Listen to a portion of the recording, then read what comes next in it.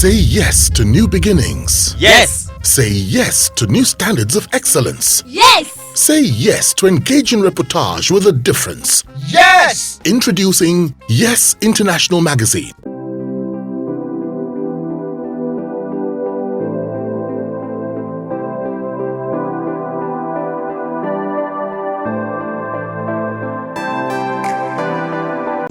How did you conceive the idea of traveling from London to Nigeria on a power bike? Well, you see, my kind of person, I'm an outdoor person. I'm a guy who like all this adventure stuff, all these die-hard things. That's my DNA, that's how I'm wired. And before this, I've done a couple of die-hard things too. And what I normally do is I have a life plan for myself, which is what are those things I want to do in the next 5 years and the next 10 years. These are plan of things I've done for myself.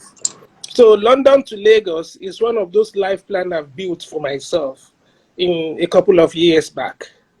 So it's just been actualized now. And the unique thing about this, and like with the other ones, is I decided to use this to support a cause. The other ones too, like the climbing of Mount Kilimanjaro, was actually to support and to raise funds to care for HIV/AIDS orphans in Africa. That was the idea behind climbing Mount Kilimanjaro twice, which I did in 2008 and 2009. Then here I decided to target polio because like polio too is a personal fight for me because I knew someone who had polio. Sadly, he passed on 2 years ago, but the memory of the pain, okay, and the challenges he went through was still very fresh with me. Interesting. Now, you just told us the reason why you chose to go on the trip. Now, this trip took you all of 41 days. How would you sum up the entire experience? I can tell you it's been a heck of a ride. Those 41 days, well, those 41 days were not all riding days, but there are a lot of those days were actually dedicated to also to do the meet and greet, and also to actually go out to the field to meet polio victims, to meet people who are volunteering their time, okay, to actually help eradicate polio in Africa. But looking at the actual ride itself, it's been mind-blowing. It's been a heck of a ride. Every day of the ride was painful. Every day was fraught with risk, fraught with challenges, fraught with pain. But like when you want to do something, I mean, I can't expect to say I'm going to ride 12,000 kilometers and I will find it easy through the most inhospitable places on earth. I know it was going to be difficult. It was going to be painful. But the thing is, I never knew it was going to be that painful.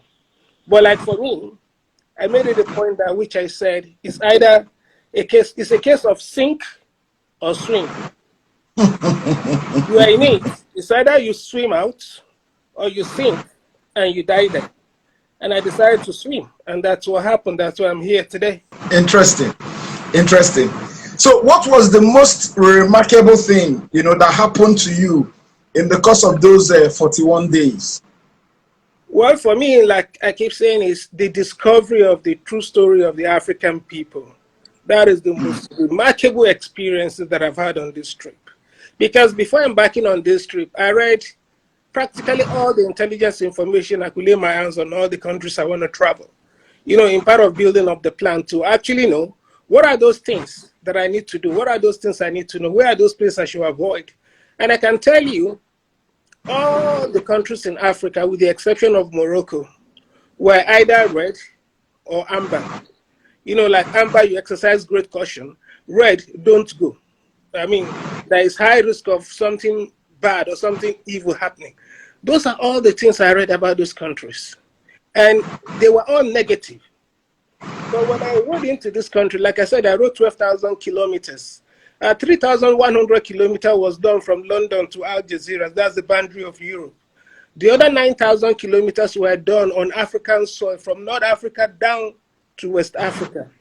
And this 9,000 took me through the cities, the towns, the villages, the lonely places, the isolated places. And I can tell you, all these places I passed through, everything I discovered was the true story of the African people. The people are hospitable. African people are nice. African people are friendly. They are generous. they are welcome. Like I had an experience in Mali, yeah, because of the ECOWAS blockade of Mali.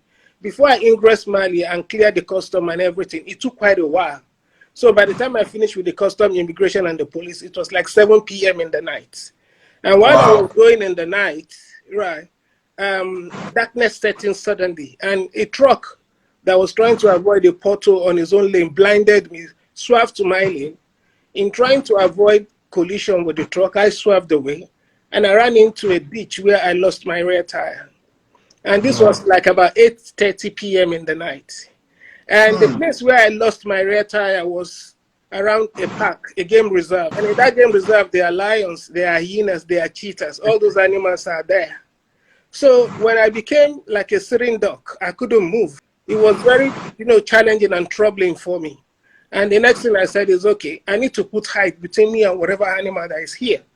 And in the night, the animal can see you, but you can't see them. By the time you see them, it's too late because they have like infrared eyes. So I ran trying to climb a tree. As I was trying to climb this tree just to put height between me and any animal down, I saw a ray of light like 400 meters away. Then I came down from the tree. I ran to the light. And when I got to that place, it was a village of 3 hamlets.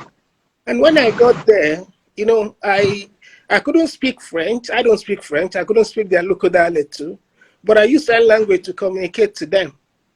And the funny thing was, these people, the same people that the news media, the Western media claim are bad people, they are red zone. If you get stranded there, you get killed, you die, avoid this, do that. These are the same people that welcome me.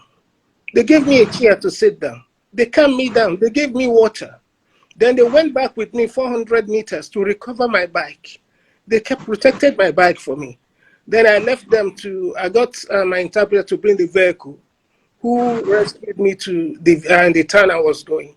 The following morning, we came back to pick my bike, and nothing was taken from my bike.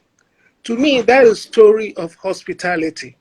That is a story of true generosity, kindness of the African people. And that's exactly what I discovered all through my trip, in my interaction with people. And I realized that all those things they wrote about them, it's a lie. It's not true. Africa is a land of diversity, a land of honest and peace-loving people, warm people, hospitable people. That's what I discovered.